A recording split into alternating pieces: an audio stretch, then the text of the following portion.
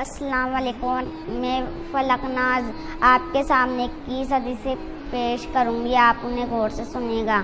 حدیث نمبر 1، لیس الخبر کالمعاینہ، خبر مشاہدہ کے برابر نہیں۔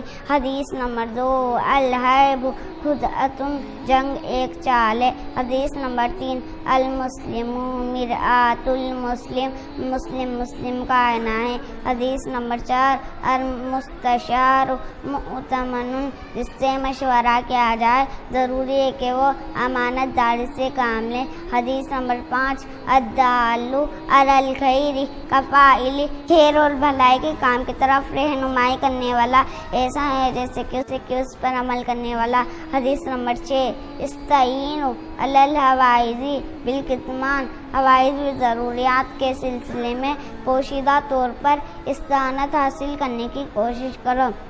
حدیث نمبر 7، اتقوا النار ولو بشق تمرۃ، نار جہنم سے بچو کھجور کا ایک ٹکڑا ہی دے کر صحیح۔ حدیث نمبر 8، الدنیا سجن المؤمن و جنت الکافر، دنیا مومن کا قید خانہ اور کافر کی جنت ہے۔ حدیث نمبر 9، الحیاء خیر کلہ، شرم و حیا سراسر بھلائی ہے۔ حدیث نمبر 10، ان من خیارکم احسنکم اخلاقا، تم میں بہترین شخص وہ ہے جو اخلاق کے اعتبار سے بہتر ہو۔ حدیث نمبر 11، لا یحل للمؤمن ان یحضر اخاہ فوق ثلاثۃ ایام، مومن کے لیے جائز نہیں کہ 3 دن سے زیادہ وہ اپنے بھائی کو چھوڑے رکھے۔ حدیث نمبر 12، لیس منا من غشنا، جو ہمارے ساتھ فریب و خیانت کرے وہ ہم میں سے نہیں۔ حدیث نمبر 13، ما قل و کفی خیر مما کثر و الا، ترجمہ 2 چیز تھوڑی ہو مگر اس سے ضرورت پوری ہو جاتی ہو وہ چیز سے بہتر ہے جو زیادہ ہو مگر آدمی کو غفلت میں ڈال دے۔ حدیث نمبر 15، البلاء موکل بالمنطق، آفت اور بلا بولنے پر مسلط ہوتی ہے۔ حدیث نمبر 16، الناس کاسنان المشط، لوگ ایسے ہیں جیسے کنگھی کے دندانے ہوتے ہیں۔ حدیث نمبر 17، لا يدخل الجنت قاطع، رشتوں کو توڑنے والا جنت میں نہیں جائے گا۔